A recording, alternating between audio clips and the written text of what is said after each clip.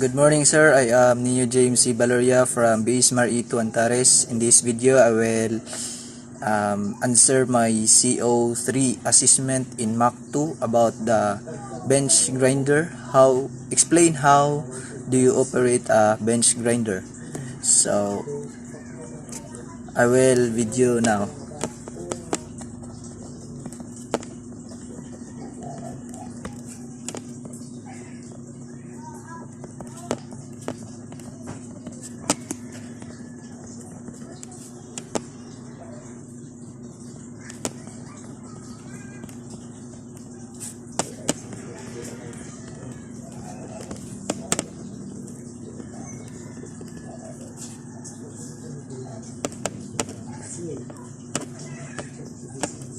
So the date today is December 6, 2022.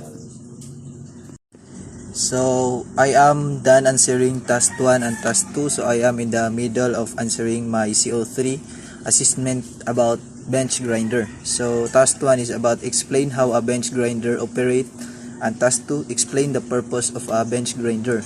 So basically, a bench grinder is an electric motor with shaft on the right and on the left with a grinding mounted to it.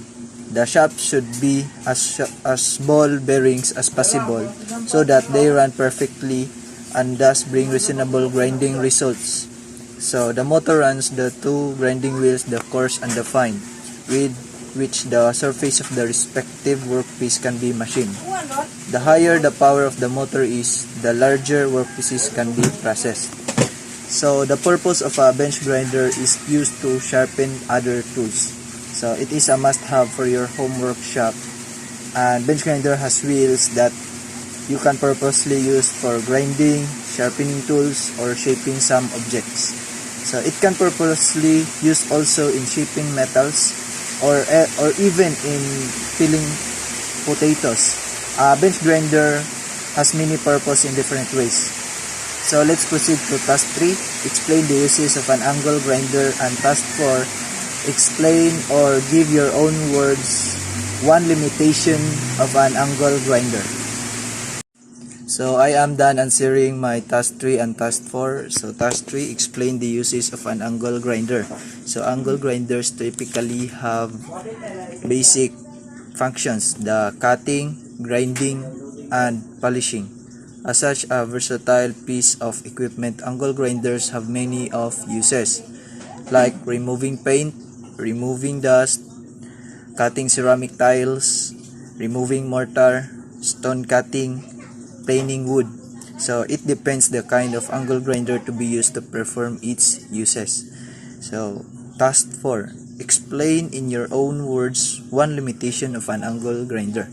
So basically, an angle grinder is powered by electricity. So one limitation of it is to check its wire connection. And also, angle grinder has carbon brushes inside, so check it first before using. So if replacing carbon brush is needed, so you will replace a new carbon brush. And if there is any damage to its wire, you need to repair it by using electrical tape, like that. So that's all about the CO3 assessment, about bench grinder, and also about angle grinder. So that's all. Thank you.